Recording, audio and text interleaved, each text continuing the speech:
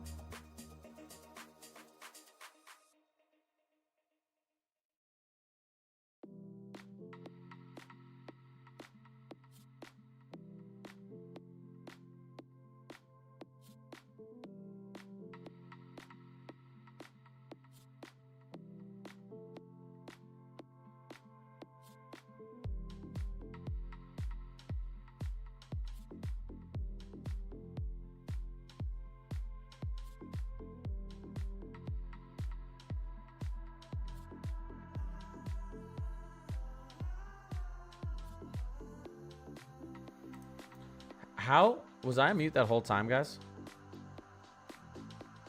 Or was I think they could hear me on TikTok. Could you hear me on TikTok? Oh my god. That's so okay, that's very weird. I was muted on YouTube. They could hear me on TikTok. I don't know why. How does that make any sense? They could hear me. Like my mic wasn't muted. You see the light if it's on? If it's on, it's not muted if it's off. So, that was just a YouTube issue. I fixed it though. I was talking for a while. They couldn't hear me over there. That's weird. I go through TikTok Live Studio, and those settings remain the same. But for YouTube, I go through OBS, and I've complained enough about OBS. But OBS loves to just randomly, one day you open it, and it's changed all your settings and taken out your default mic and headset, and I think that's what happened. It just decided today it was gonna mess with me again. So there you go. If I couldn't be any more of a critic of OBS. Okay, well you guys missed a lot over there. So that's 6 to 10 day temperature outlook. Okay, we're gonna go over everything. Again, this week has been kicking my butt at work. So this isn't going to be the craziest. I was going to say it's going to be a 30-minute live, but I said that yesterday, and my live was an hour.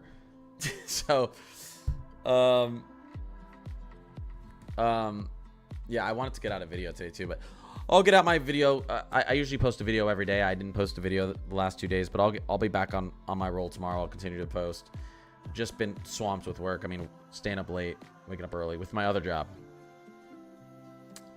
Yeah, I'm gonna go over highlights. I'm gonna go over everything right now, and then I will take questions. Okay, quickly, let's go over temperatures. Well, to start off with, here's our 6 to 10 day temperature outlook. Here's our 8 to 14 day temperature outlook.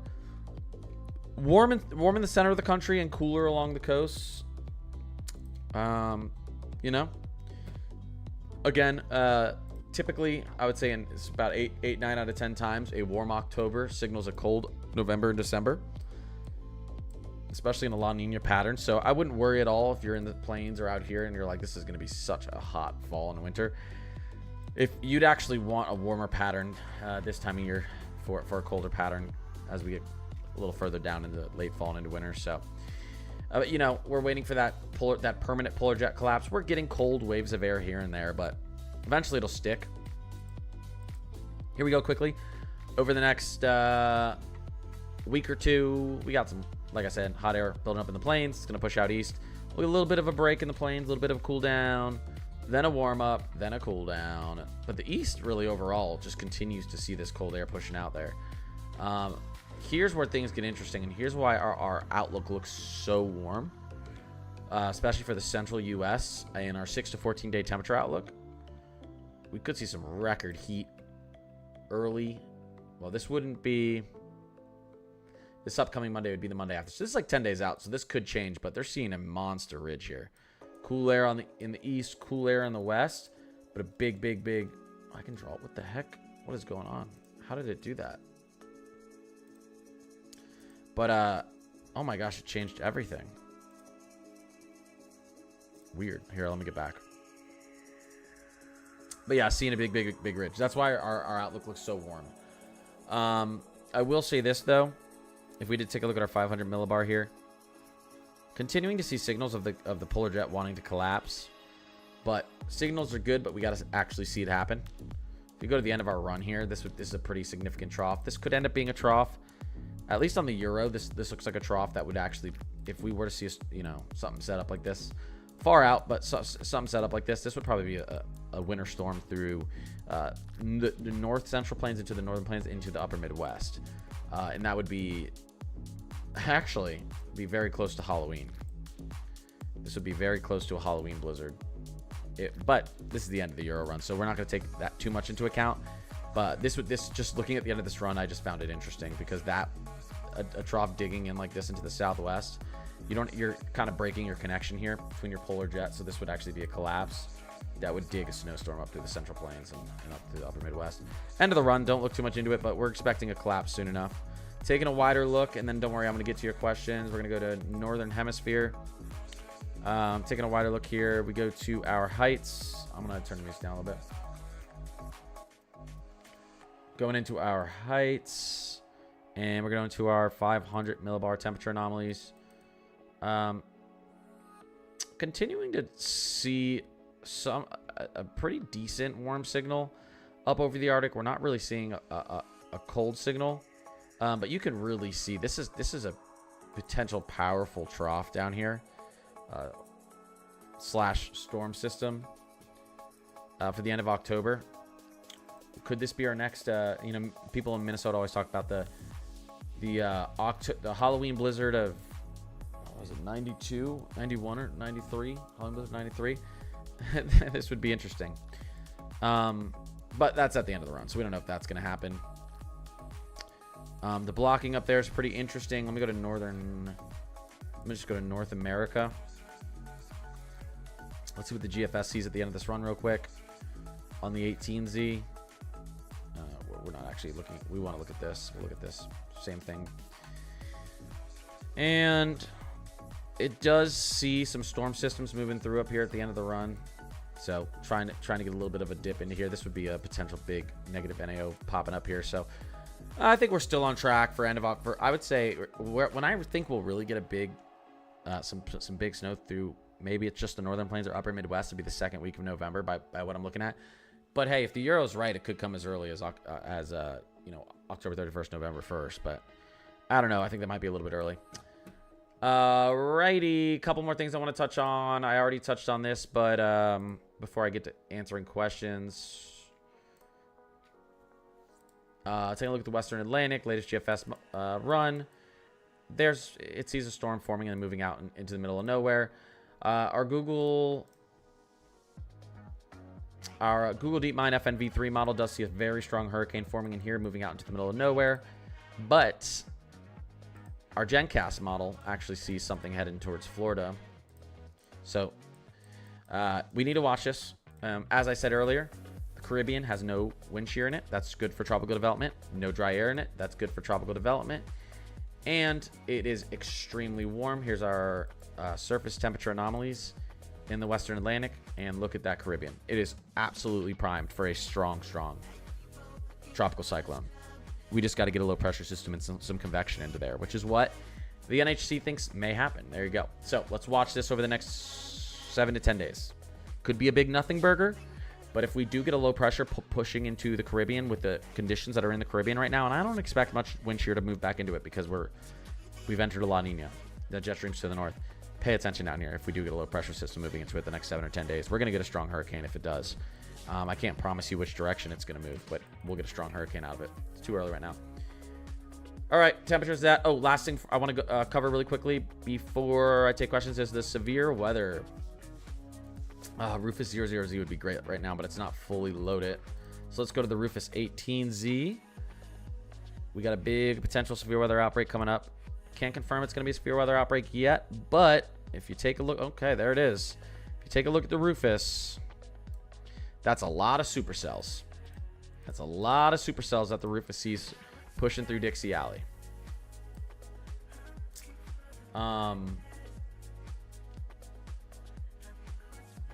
Look at this. That is what we call a significant QLCS line there. Quasi-linear convective system. Here. Cells, cells, cells, cells, cells. That would be a, we definitely have a, I think this would be an enhanced setup. Not a marginal or slight enhanced, possibly moderate, but I'm not going to go that far. I think, you know, if the Rufus were to be correct on this, this would be an enhanced setup. So pretty dangerous severe weather setup.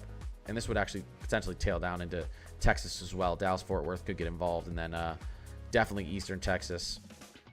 Shout out Yali. This area could get involved as well. Jasmine, Marissa, NTX, what's going on? Will Oklahoma dodge most of this? It does look like most of the initiation will happen in far eastern Oklahoma. East of Tulsa and Oklahoma City. But we're not exactly sure yet. Let's take a look at the NAM 3K. Is the NAM 3K being this aggressive? The NAM 3K is being pretty aggressive too, guys. This is looking pretty aggressive from the NAM 3K. Let me actually go over to the Ohio Valley.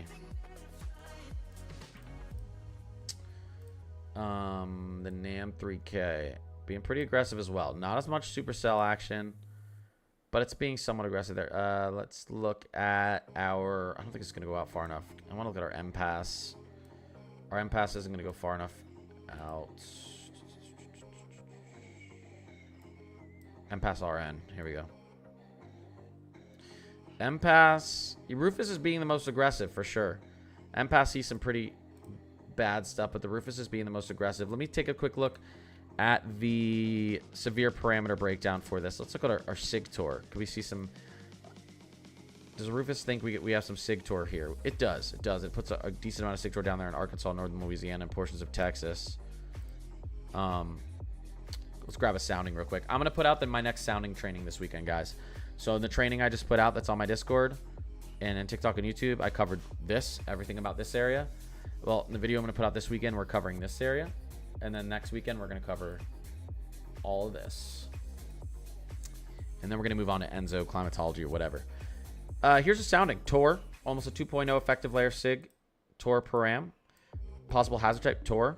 Do we have a nice southwesterly flow? More of a westerly flow. Or, yeah, more of a westerly flow. Southwesterly worries me a little bit more.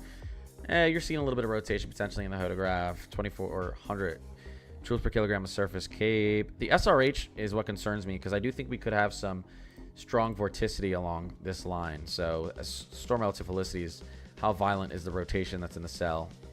Some decent low level shear. And then if we look at our supercell composite, 14.9 is pretty good. I like to look at this. Of course, you can see our dew points and our temperature riding very close to each other, almost all the way up through the 500 millibar, halfway up the atmosphere. That is that's pretty significant. We have a little bit of capping at the bottom, which would be good, but I think that's probably going to break. This right here, though, is a lot of lift. It's a lot of moisture in the air. That's very, very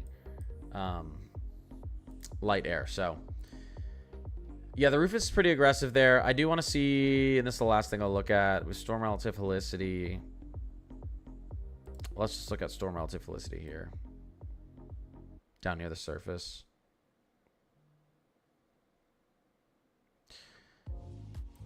Not going crazy.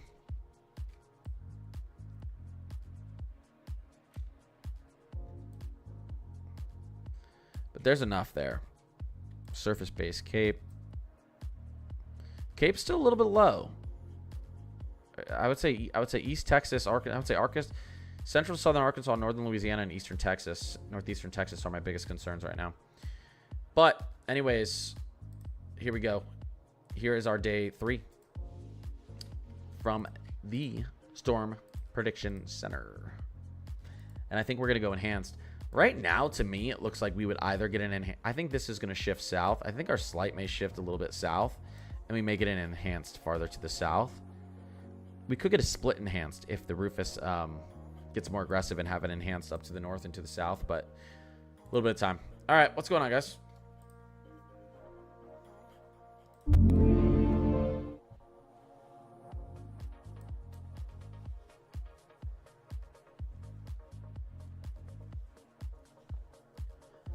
I use a lot of apps. What I was just looking at is Pivotal Weather. That one's free. You can use everything. I also use Weatherbell. I use Weatherbell for winter and fall a lot. It's really good for snow and climatology and stuff like that. But that's a paid subscription. And now I'm on Weatherwise right now. Are late October tornadoes normal? Yeah. They are. Fall tornado season is going to be October, November, December. End of October through typically early December. But yeah, I'm surprised we haven't had more opportunities for tornadoes right now.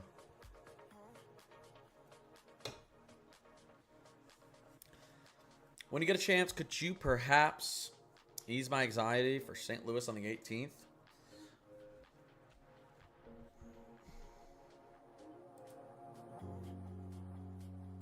For St. Louis, you can find me in St. Louis. You guys aren't even really in. You guys aren't even in the slight right now. Really quickly, pulling back up the roof is 18Z. Savia.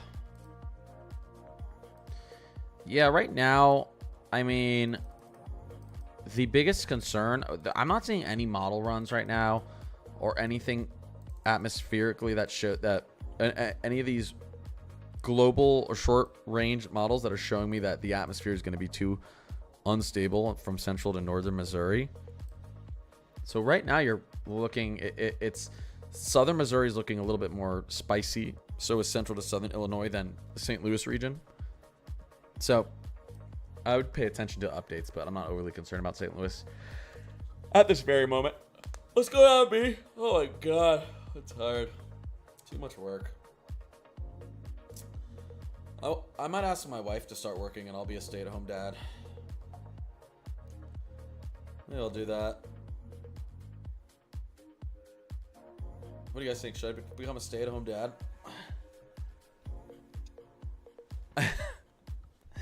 Just popped on. How's the system looking over Van Isle, BC, Canada? Oh, yeah. I mean, we can take a look up there.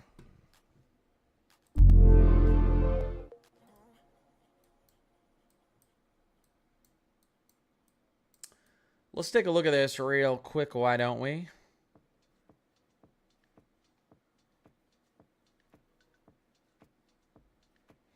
Let's add some radar into it. Oh, we get no radar up there. That's annoying. All right, here's what's going on up in Alaska. Here's what's going on up in Alaska, folks. Where's my pen? Where's my pen? Isn't it crazy we live in a world where we can just like look at the freaking globe through satellites from down here? Nice little low spinning here. This doesn't look too ominous. Where we had all of that damage was along this coastline here. And right now, they're looking okay. This is going to bring some strong winds and heavy rainfall up the coast here through, up the islands here through southwestern Alaska. But after that, I think we're looking okay. This does look like it's packing a pretty decent punch here, though. This is not impacting the same area that was just impacted, though, which is right out here. So it could move up and cause some issues. But our last system was about this big, not this big.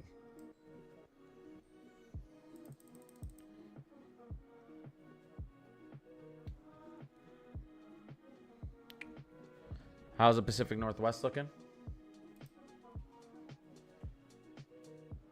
Looks like you're getting some cold air. You got a little bit of a Pineapple Express setting up here. Some moisture. Let's go take a look at that. Let's go take a look at that. Atmospheric river. It's not really an atmospheric river, but let me just switch back over here to infrared. What are these storms going on through here? Let's take a look at what's going on in the Pacific Northwest. Someone just asked about that. Pretty dry. Pretty dry. Taking a look at our outlooks. Let's go to multi-day precipitation. How much precipitation could we see in the Pacific Northwest over the next 72 hours? Well, a decent amount. This is probably going to be snow in the high elevations. Of course, rain in the low elevations, but a decent amount of precipitation up there in western Washington, northwestern Oregon over the next 72 hours.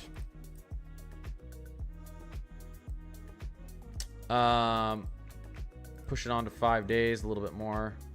7 days. Yeah, you got a little bit of a little bit of a moisture stream up here for a while. Temperature outlook from the Climate Prediction Center. Here's your 6 to 10 day temperature outlook. You're actually looking pretty average if you're out here near the coast. And then going in our 8 to 14 day temperature outlook, you're looking pretty average out here as well on the West Coast. The plains, central U.S. is what's suffering right now. You see, the thing about the farther you are away from the oceans, the less your temperatures are regulated. So we see a lot more days of above average and below average when you're in the center of the country. You see a lot more days close to average when you're along the coast because your moisture from the ocean moderates your temperature swings. So people in the plains are probably like, because a lot of the times when you see above average days, you see this type of map where it's hot here. But you have to remember, once we really get into winter, a lot of the time where you see these very, very cold anomalies is here as well. The temperature swings, hot to cold, are just a lot more drastic in the plains because you're so far away from the ocean. Specifically,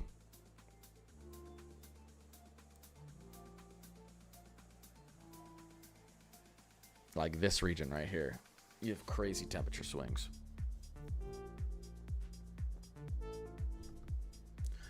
XCap, you did. I appreciate it. Your stuff that you picked out should be sending out tonight. I had an issue with I had an issue with sending it because since I moved, my billing address and business address wasn't updated on my shop, on my merch shop. And so when it tried to send out, it wasn't registering. I have a new business address here. I have a new I'm a registered business in Minnesota, and I had to update all that information in my shop because it was acting like I was still operating out of Philadelphia. So it's caused me a little bit of a headache. Like I need any more headaches over the last 72 hours, but so stuff should be getting sent out. It was 84 today in Texas. It felt so cool and nice. 84, Tyler. It felt cool and nice.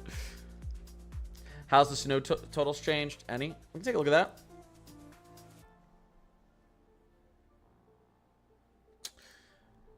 We can take a look at that. Let's go to our European ensemble.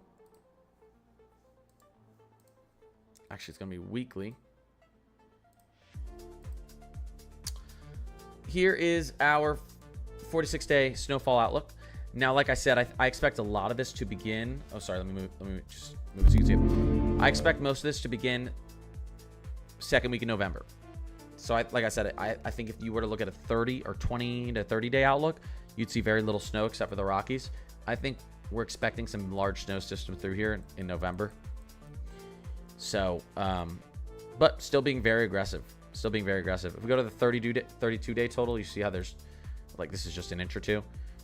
Because it's really expecting as we get into the second week of November to ramp up. That's why you just push forward another 14 days from that, and it looks so aggressive with snow. You see that?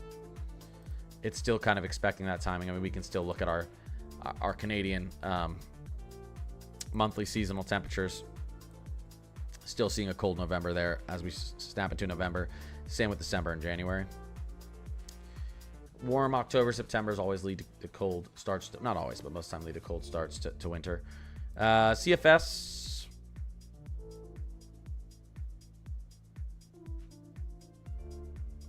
Look at that. CFS actually thinks. I'd be shocked if the CFS was correct about this. And then it sees just a ridiculous sees an insane amount of cold in January. I mean, you guys would love this in Texas in the Southern Plains because this would be a great opportunity for snow for you. It already looks like we're getting an MJO phase 7 or 8 in January. And if this were to be correct on the CFS, you'd probably get big snow down there in the south. But it's very unlikely that we're going to have above average, most of the country above average in November and December with the week La Nina setup and with the warm October, September, and all the other things that we've spoken of. So it's hard for me to believe the CFS January outlook when I can't really believe the November, December outlook. Euro's still really liking February, but like I said, the Euro doesn't typically show cold air. It typically shows above average.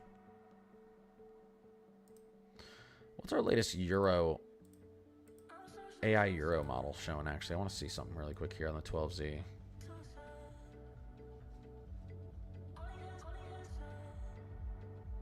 Yeah, the AI Euro sees that big heat wave to end off October, and then this would be interesting to see what happens here, because this is a mega trough. This is a snowmaker right here if this pops out. Again, that would be Halloween, so interesting setup there. How's Baltimore looking for winter?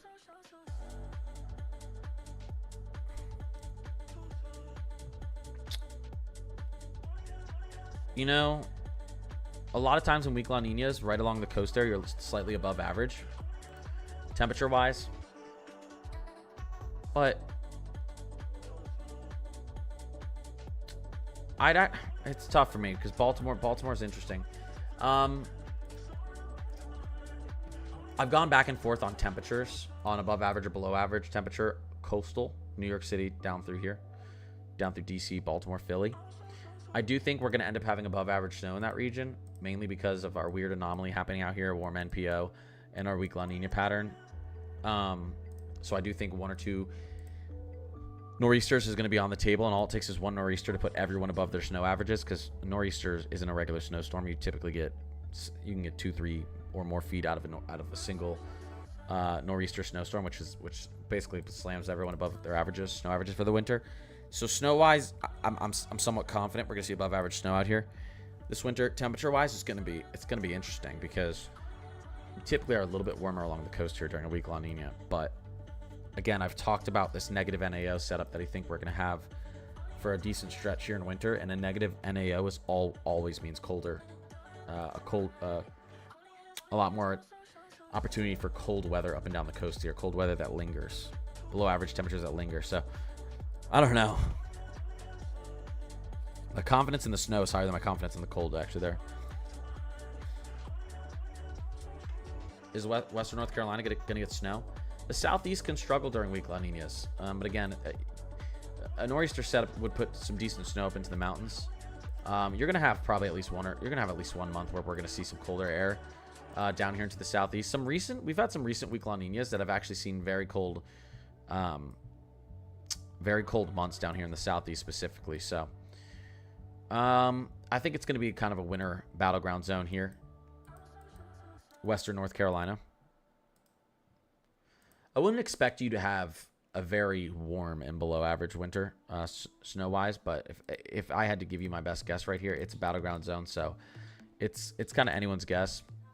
Average temperatures and average snow would be my best guess for here, whereas like up here, below average temps is what I would expect.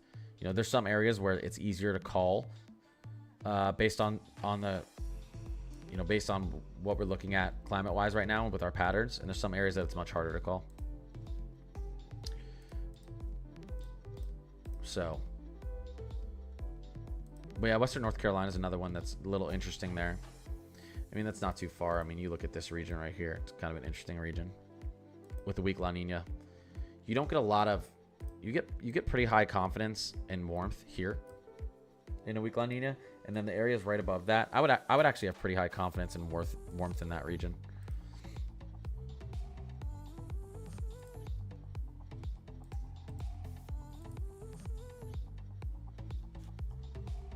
Ohio, especially central Ohio, central to northern Ohio, would be expected to have a pretty cold winter with above average snow. I would expect pretty much all of Ohio to have a chance for above average snow. It doesn't mean the entire state's going to see it, but Ohio's a pretty it's a pretty good bet in this upcoming pattern we have for this upcoming winter for you to see below average temperatures and above average snow in Ohio. Yeah. Minnesota, I have pretty high confidence in below average temperatures for the majority of our winter, or for the average of our winter. The only thing that questions me about snow is I think it's going to be so cold that if it gets too cold, like I said, you get these cold core highs that set up, and it's so cold that you can't even get moisture lifting. So the only reason I think Minnesota has a chance to see a below average snow year is because of how cold it could be. But we also have the fact that we have a warm NPO, and we'll have an enhanced jet stream from our subpolar North Atlantic being much chillier than normal. So you would expect a lot of Alberta clippers through the upper Midwest and Northern Plains. So I'd still, if I was a betting man, say Minnesota's going to have a below average winter with at least average snow, which, you're talking about Minnesota, Minneapolis, average is like 52, 54 inches. It's a lot of snow. Could be above average though.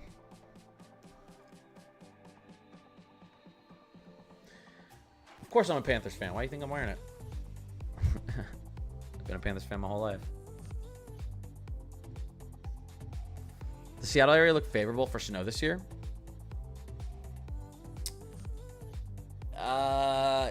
Listen, a lot of people think they're going to get a lot of snow, and it's going to be a very cold winter for Seattle. I've said from the very beginning, and I've got to stick with my gut, I think it's going to be more of a mild winter for Seattle. That doesn't mean that I'm right. There's a very, very fine chance that I'm wrong. But AccuWeather came out and they said the same thing as me. A lot of times in weak La Niñas, you do have a cold and snowy Pacific Northwest. The reason I took a gamble on that was because I think our ocean temperatures in the North Pacific, specifically obviously the MPO and EPO, I think that's going to kind of ridge up our jet stream a little bit. So instead of having this thing push through Washington, it's going to come down above it. And if that's the case, then you're stuck in more of a ridge for most of winter, not the whole winter, but for more of a majority of winter than a trough type of setup. So I had to go with more of a mild winter in Seattle. I'll tell you this though, or the Pacific Northwest. I'll tell you this though, we'll know if that's wrong pretty soon. We just got into our weak La Nina, but we're going to see, like I said, at the end of October, our jet stream trying to settle in, and we're going to see where that thing wants to hold. So we'll see. I think we'll have an idea. Now, I'm not saying I'm right, but very confident I'm not wrong. Pretty much. Central to West Texas. Eesh.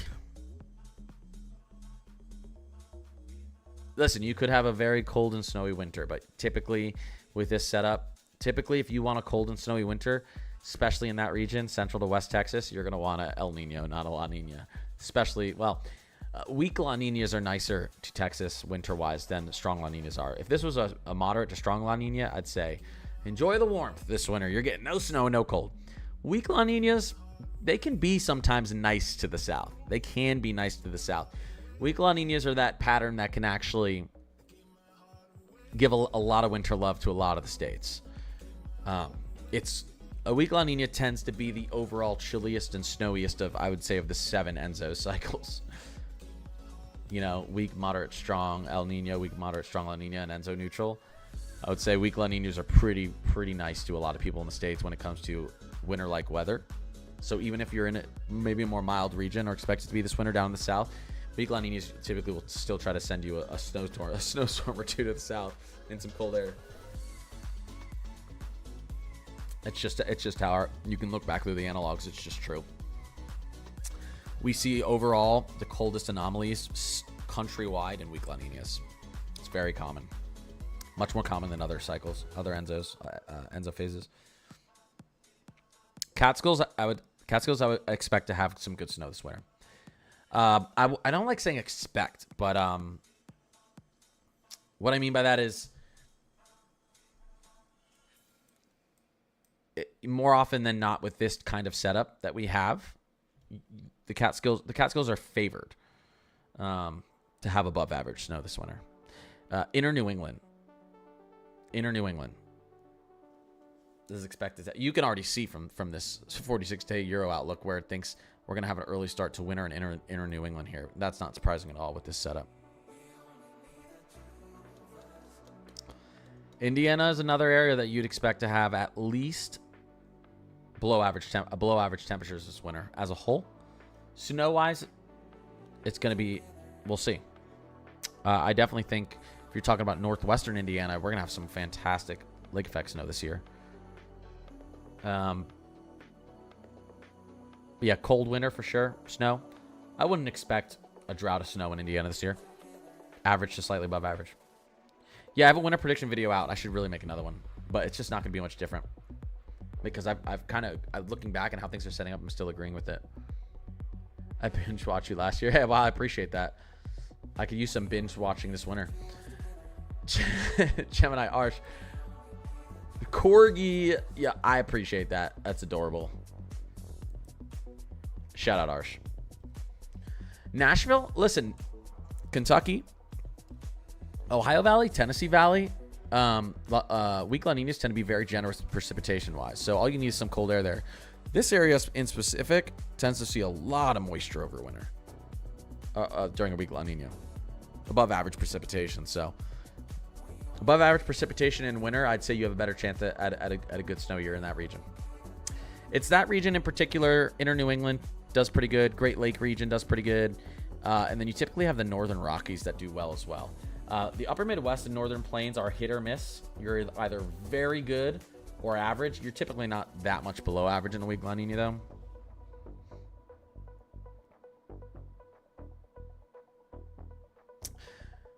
Michigan, again, cold air. Lake effect snow, I'd expect to be rampant in western Michigan. Outside of lake effect snow, I'd say average snow is more of a better guess, but cold-wise for Michigan, you'd be expected to have a below-average winter. Cold-wise, below-average temperatures. So a little bit cold. Thoughts on lake effect snow in West Michigan? Yeah, listen. Every model and their grandmas shows a lot of disruption to our stratospheric polar vortex over the next. It's already started, and then over the next 2 months, that's probably going to send some of the coldest air that we've seen in years down here. Like we could have close to record breaking, or we might have record breaking, especially with the extensive ice and snow we already have up to the north, more than we've had in years. We have the most ice in the Arctic that we've seen in 12 years. That's going to be a good cold air transfer. La Nina is going to be kind to us, kind to the Great Lake region with cold air. And how you get that lake effect snow is the temperature gradient that sets up between the air above the water and the water temperatures. Now listen. We're having a pretty warm October and September. You can bet that these water temperatures are probably nice and toasty like they should be. And going into a winter where you're supposed to see below average temperatures here, that is just a good setup for very, very, very nice lake effect snow. Above average lake effect snow easily. El Ninos aren't as kind when it comes to lake effect snow. La Ninas are pretty kind. I'd say weak La Ninas are the most kind when it comes to lake effect snow. Siberian snow cover today. How's it looking? Let's take a look.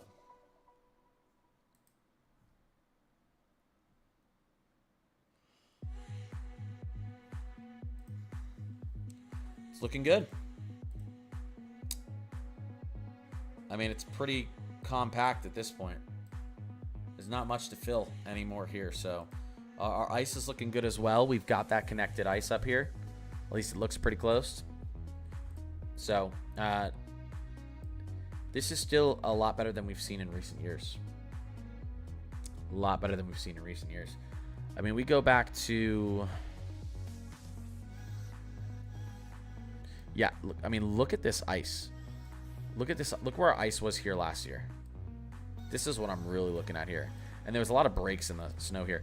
Look where our ice was in 2025. Now watch when I go to the end of this, okay? See it there? Watch this. Look at that ice. You see that major... See, this entire region here fills in. Right there. That's going to help a lot. This is going to be sealed off pretty shortly, I think. We're going to have this kind of sealed off pretty shortly, so... Or close to it. So still looking pretty good from a sea ice and snowpack standpoint. Yeah, I mean, look at this. Same thing going back to 2023. Where's all the ice? Right? Where's all the ice? Look at that. That's 2023. Now let's go back to the present. Look at that ice cover and snow cover. We're ahead of schedule. What I'm saying is we're ahead of schedule. The Arctic is ahead of schedule with winter. And that allows for a lot quicker cold transfer down to the south, which, and with the La Nina, that's just going to enhance it. Warm NPO, that's going to enhance your storm track. Negative NAO setup out here because of that subpolar North Atlantic water. SST cold anomaly is going to give us a better chance for that negative NAO. So again, lots of winter, lots of positive things if you like cold air and you like snow for the states this year. There's not much. You know, I'm trying to like point out some things that could cause us to have not as good a winter, but there's just a lot of things. And our global temperatures are at a 3-year low as well. I'm like, you're like looking at everything that I've looked at. I've actually tried to like talk about, okay, well, this all, you know, could make it a pretty warm winter and I'm like, I can't really find many things that would. I mean, Leanne mentioned, put something in the Discord earlier where, you know, a climatologist said he thinks that warm blob in the North Pacific is going to, you know, throw a lot more heat into the states, but that's not really how it works. If you have a warm blob in the Pacific, that could help with the ridge. But you know what happens when you have an Alaskan ridge? You typically have a lower 48 trough. So even with that warm blob out there, that could affect the Pacific Northwest. Yeah, that could affect the Western U.S., this region, make it a warmer winter. But typically that would make this area colder for winter. Central, Eastern, you know what I mean? So it's hard to... Wow, what was that? A lot of snow cover.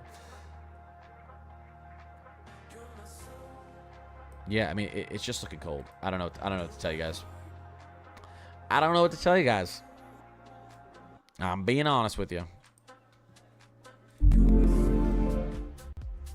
Let's pull this out. Not for everyone.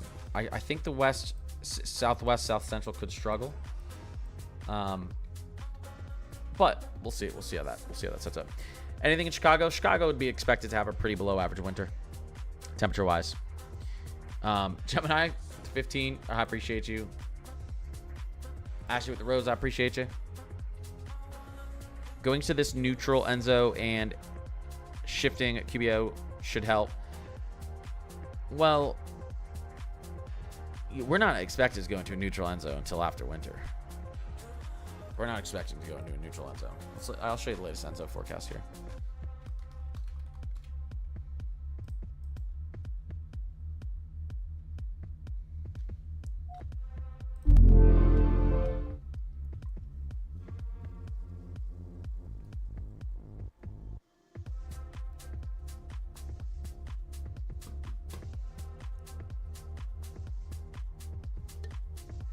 What do you guys think?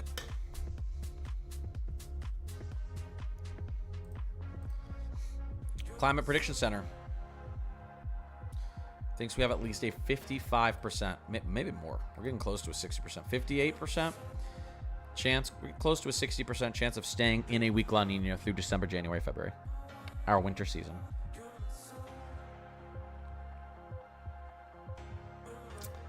That'd be a winter weak La Nina. Hopefully first snowfall in western Michigan.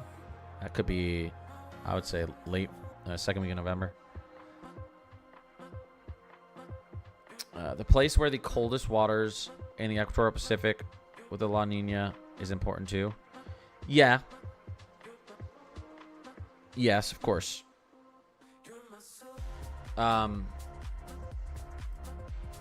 So, yeah, what you're talking about here, we'll just go world. Yeah, so you said, okay. Yes. Typically, if this is your coldest region, it can affect our winter differently than if this is our coldest region or if this is our coldest region. Now, the main one we look at is our central. Right out here is our Enzo 3.4. So it should be 3 in the 4 region. But yes, and this can affect you because if you have colder waters out here, those cold waters can be transferred up into, we'll say, our NPO a little bit faster than waters out here can. So if you have cold waters up here, that can shift your storm track, and that can shift the way your jet stream sits over the U.S.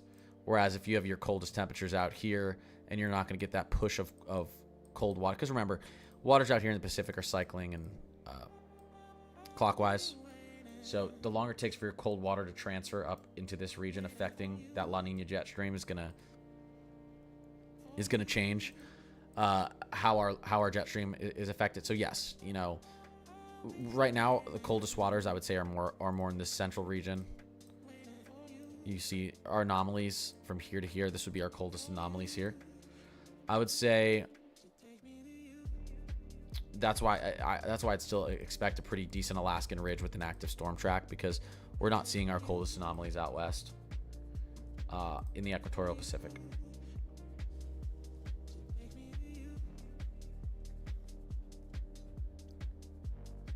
When could Arkansas see their first snow? We could get an early season snowfall down there, northern Arkansas, December, late December.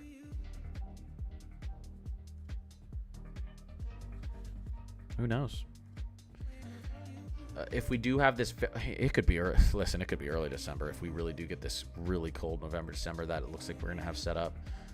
But I don't want to get your hopes up too much. But with this type of setup, it's possible. Oh, you.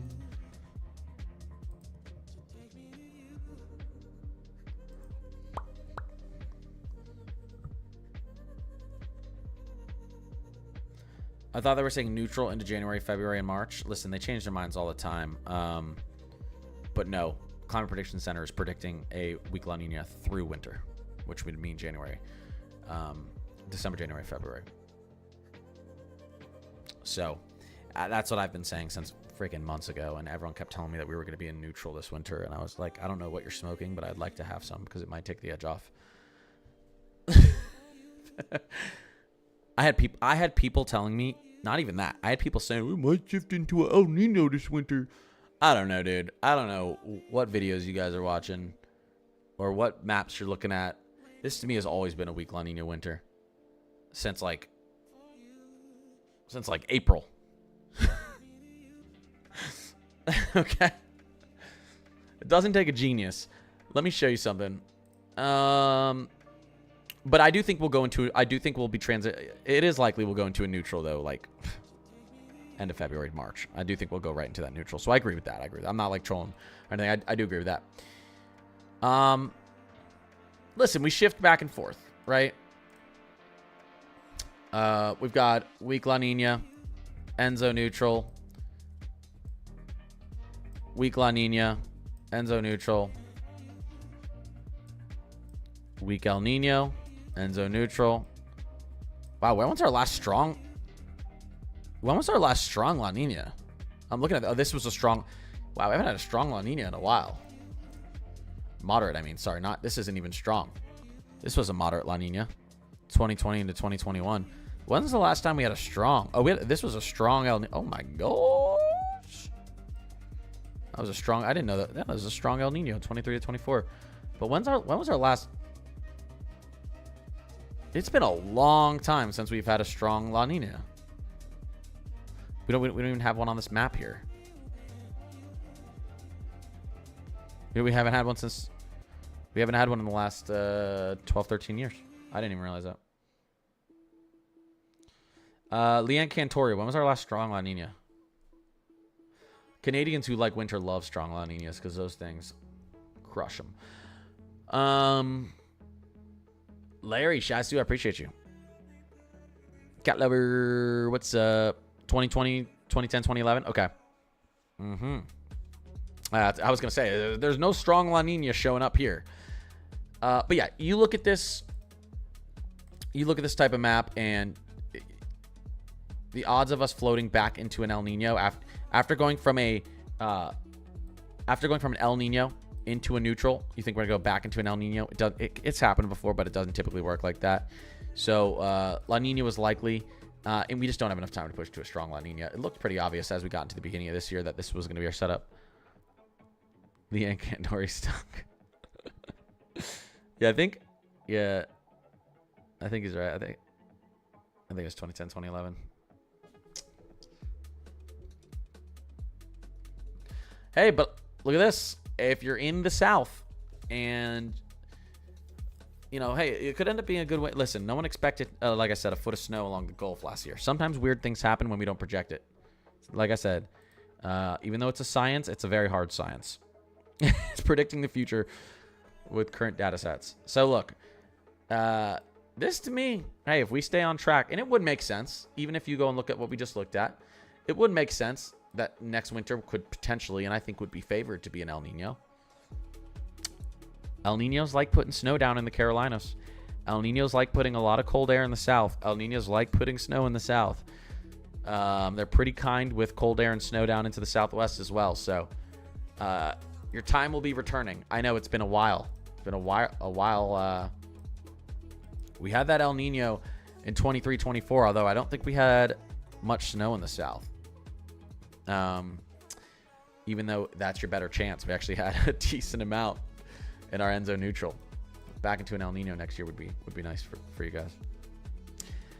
El Ninos tend to we're not talking, there's always going to be more snow up to the north and in the mountains, but I'm talking about anomalies. So El Ninos, you tend to see more positive snow anomalies in the south, meaning areas in the south tend to see more snow than they usually would in an El Nino. In areas up north tend to see less than an El Nino. Not always, just more often than not. In a La Nina, it's typically you see less cold air and less snow in the south compared to the north, anomaly-wise.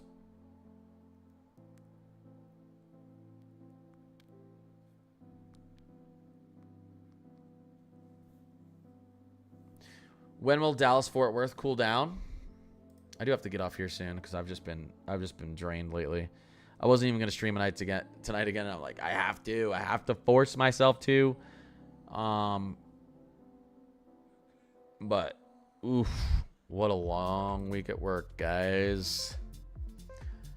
I think I may have to have an adult beverage after I finish working tomorrow. So if I get on stream and I'm talking a little weird, forgive me. All right. Yeah, let's look at Dallas Fort Worth. When we get our next cool down there?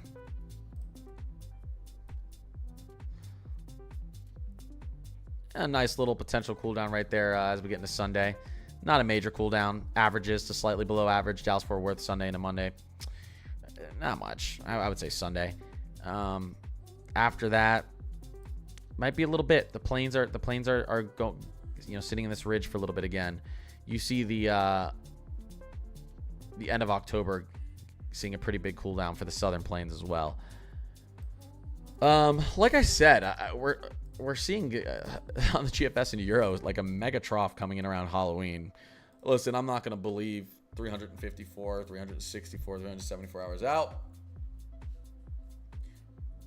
But that's what my head's thinking time frame. I actually think we're going to see the big jet stream collapse. Like the actual jet stream collapse second week of November, but it's intuition speaking, not actual. I can't prove it to you right now. They're saying we could go into a positive TNH this winter. Who's saying that?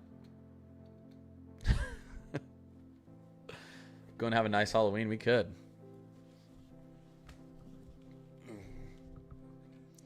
I'm ready for hoodie season.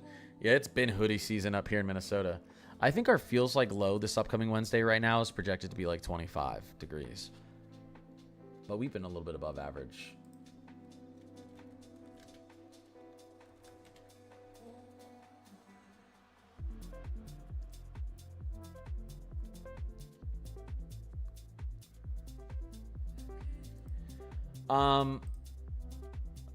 I don't know much about a positive TNH. I know it's a positive tropical northern hemisphere, which favors cold air, a colder winter for the central and eastern U.S., colder winter for this region. Let me think about this for a second. Listen, I don't know everything about everything. I just feel like I know a lot about a lot, you know?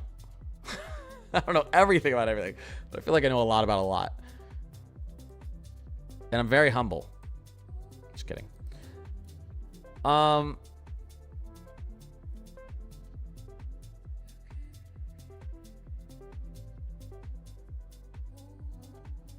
trying to think about how positive tropical northern hemisphere would affect.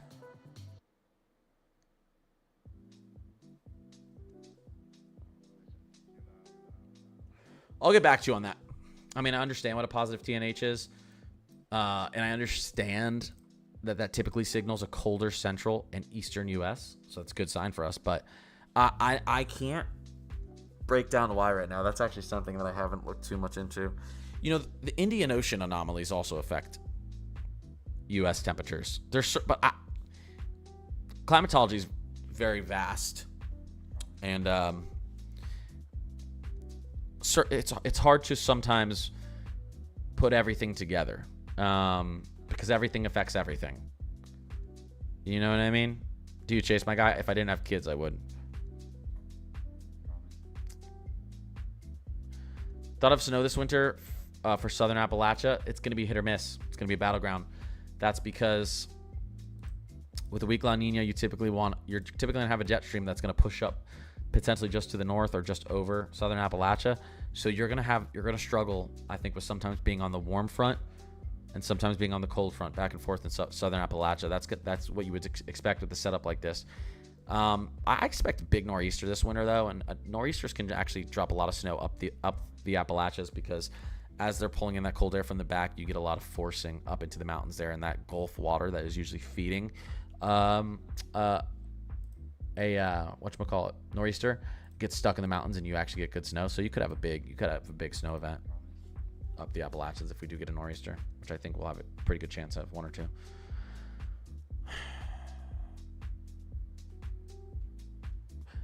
Weak La Ninas are pretty generous with cold air for central or northern Texas.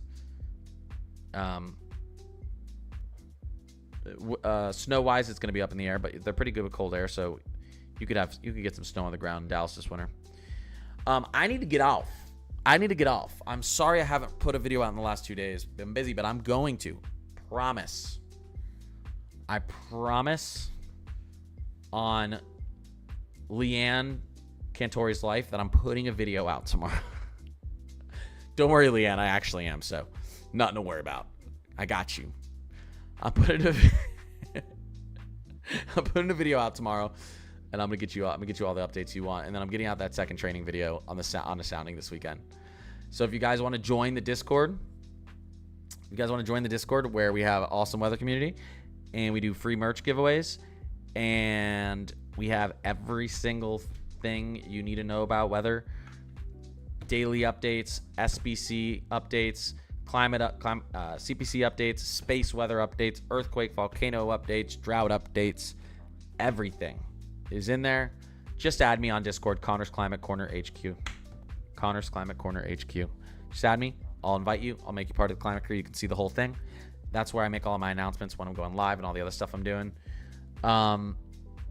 So we'll do that, and then we get my other training video out. So hopefully within the next 10 days, we'll have all the entire sounding done, and then I can move on to training videos around surrounding. I should just go straight into climatology, I think, since I love climatology.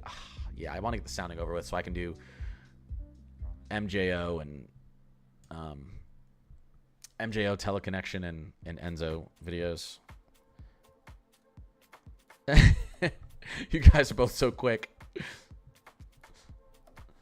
Yeah, just add me on there. Connor's Climate Corner HQ. Do I think Texas would get snow this year? I do. I think Dallas will get snow this year.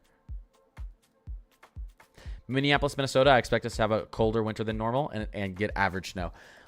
There's a chance we see well above average snow in Minneapolis this year. I'm predicting average right now. Why I'm predicting average is although we're expected to get a lot of systems, Alberta Clipper type systems, with how cold I expect it to be, sometimes that can actually strain, the amount of moisture that you have in your air.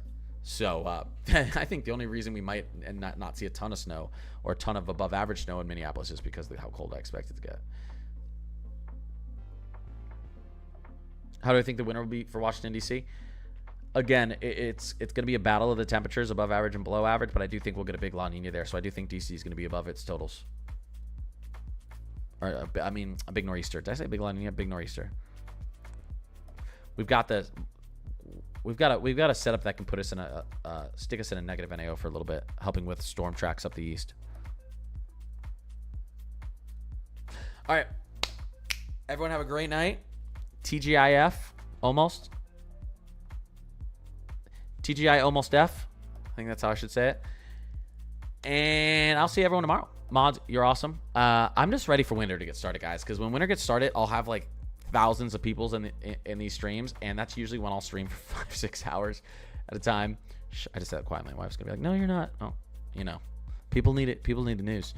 But I'm extremely excited for winter. Things are gonna get active. But I appreciate you guys. Everyone have a great night. I'll be back tomorrow, and I will be posting a video tomorrow as well. Southern Oklahoma. You're going to have an average to below average temperature Y season and potentially average snow. That's what I would say for Southern Oklahoma. All right. Peace, guys.